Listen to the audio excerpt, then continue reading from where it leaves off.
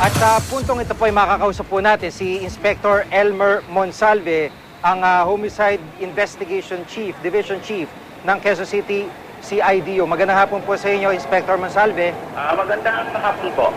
Opo, sir, sa ngayon po, kumusta yung investigation na ginagawa nyo dito sa pagkamatay ng apat? Meron na ba kayong idea kung paano biglang tumaas yung tubig sa loob ng septic tank?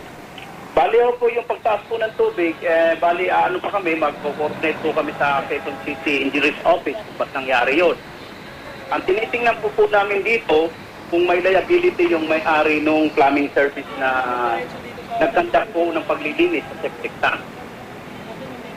Opo, at itong may-ari po ng plumbing service, dapat ho ba, kasi usually yung mga trabahador na ganito, wala naman ho talagang ibinibigay na safety gear, mga gas mask, lalo pat nakakalaso naman talaga yung hangin doon sa loob ng Poso Negro. Meron ho ba silang pananagutan sa pagkakataong ito po?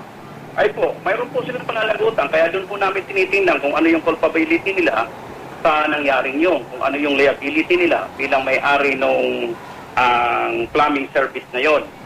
Una, tinitingnan namin, may nakuha kami testigos na nakapagsabi sa amin na kailangan ang mga taong bumababa doon sa septic tank dapat naka-harness. Yung harness, isang safety gear yun na habang nasa loob, pag may nangyayari sa senyas yun, itataas pa bigla yung pataas. Opo.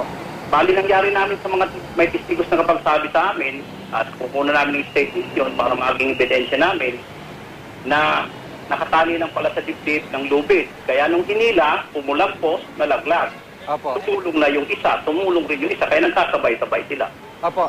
Sir, yung pong, yung sa panig naman po dito sa pamunuan ng mall, kung alam po nilang pinapalinis, may schedule ng linis, meron ho ba kayo investigasyon din na ginagawa considering na yun nga po, dapat walang tubig o di kaya maayos po yung kalagayan nila dun sa ilalim.